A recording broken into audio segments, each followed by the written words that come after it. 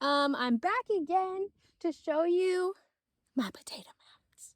All right, earlier this year, February, I think, so about 3 or so months ago, I planted potatoes in mounds like Mama said to, and I am harvesting them now. So I've had an attitude the last couple of weeks. Had an attitude because not weeks, just days, an attitude because I thought my potatoes were sick. I thought they were a little ill because they started looking like this. And turns out they were just ready.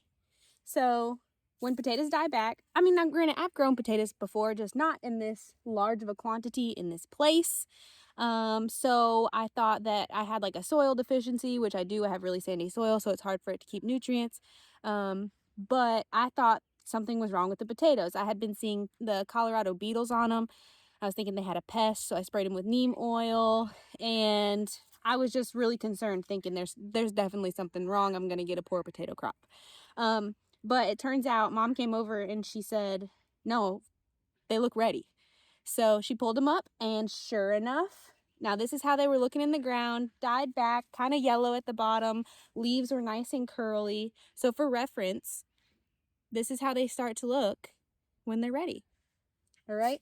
And this is maybe 5 plants. I got this basket full. So they're not gigantic like the white potatoes, but I didn't plant that variety. They're the black potatoes, purple potatoes, and some red potatoes. So I'll continue to harvest, and we'll see how much I get, how many pounds of potatoes. Now I do have these 2 rows that are ready, that are showing me now that I know, because I love to garden. But like I say, I'm not perfect, and I'm new here and in this soil, but we're having a good time now, and my attitude is much better because they're ready. So they start to look like this. I'll do a close-up. I'm going to pull these 2 rows. I've got half a row over there of potatoes that I succession planted, so they're not quite ready yet. They're still looking really pretty. And a row over here, still looking really pretty. And I'll show you the guys those for reference. So, and then I'm going to pop a few back in the ground. Let me show you. That have been in my dark, cool place, just kind of waiting on me to plant them. These are some white potatoes that are ready to go back in the ground. I'll probably do just 1 row in a mound after I pull all these and get it weeded a little bit. So it smells like rain. Hopefully I can get them in beforehand. But we'll see. So here we go. Don't mind my butt. And also, what an appropriate shirt. Let's root for each other. So cute. All right. Also, what I didn't know is that your chickens and stuff can't have the tops of potatoes. Had no idea, so I would have given these to my chickens, but I guess they're in the nightshade family and they can be toxic to chickens and stuff, so just for reference, don't give them to your chickens or do your research. There you go. Okay, first close-up, let me show you of what they kind of look like. So, I don't know if you can see from the ground, they start to lose their leaves. They're starting to turn, get really crispy here at the bottom. The leaves themselves are crispy around the edges, and they just look ill. Like, they do not look great. And for reference, this is what they looked like a couple weeks ago, so I was really scared.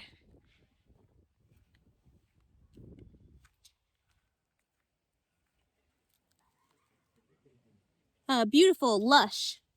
A little yellow here, but that just could be from the water and the roots sit on the soil. But very lush, very huge. Leaves look healthy. I do have some Colorado beetles on here that I've just been kind of going through and squishing. Ugh. And they're starting to flower, so they'll be ready soon. We got a honeybee in here. But yeah, I was really nervous they were sick, but this is what they looked like before. And ready. All right, let's pull these guys. pretty big. Like I'm pretty pleased. Like these were in the ground for 3 months. And all right. Let's take our shoes off and get some grounding in here. Like look at that guy. Cute. This one was working on a couple more little babies, but these would be perfect for like a roast. So unfortunately this one rotted, you can tell. Maybe I waited a little too long, but I'll put that one in the compost. Look how cute. I mean, like, they're not gigantic, but they're awfully adorable to look at.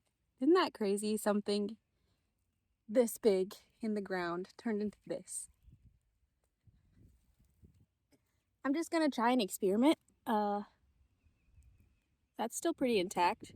It is not rotted. Looks like it's just got really big eyes and some roots on it. I'm gonna replant it. Let's see what happens. Okay, so that's not quite I still have those to go, but just Sacy. And in comparison to my foot, look how big that basket is of potatoes. Pretty heavy. I probably should use a basket. Beautiful. Look at that. Oh my god, that's so pretty. Oh my goodness. I couldn't be happier. Like, some of them, some of them are small, like this guy here. But some of them are huge. And it just shows you to be thankful that I shouldn't have had an attitude. Sorry, Austin.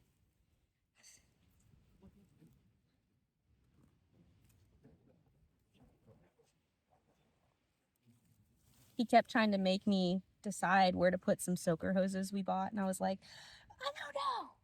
I don't want to decide. It's like trying to decide which kid you're going to feed for the summer and which you're going to leave in the hot car, because we live in such a hot, humid environment, especially in the summertime. I hate to choose which plants get the soaker hose and which don't. But I wonder if you can eat these or if they're just like, can I toss them in? Like the skin doesn't rub off. Toss them into a roast or something, like I said before. So I've read that that's what means they're ready. Just double back and plant the ones that were ready. And then I have a few like this that have the original seed potato on it that's not rotten. I was going to replant that just to see what happens. Maybe it will give it like a jump start on a few extra potatoes when I harvest next time or when they start to show me they're ready. Who knows? I could be completely wrong. But this is my favorite part of gardening. Just experiments, kind of. I hate when I see something sick looking like this, and I have to figure out why. I'm open to it, and I like, determining, oh, I can get some of this and it should help it out. But I'll plant this, and maybe it was sick. Maybe it was a little sick and a little ready. So we'll just see what happens. And then I'm going to plant this one completely no top, and hopefully it'll grow new top. And then I'll plant all my ones that just have eyes on them and that are ready to go back in the ground. But that's it. Potatoes and mounds, guys. Just like in my first video, I talked about how I got a nursery mix. I got some topsoil and compost. I have very sandy, well-draining soil, so I made mounds. I put some of this plant bedding, or not plant bedding, goat bedding that I use for my goats. It's just alfalfa or hay on the top to just keep the water in. And I called it a day, and it's been 90 days, maybe 100 days. And they looked like they were ready. So we got a pretty decent harvest. That's it. Potatoes and mounds. Yeah. Bye.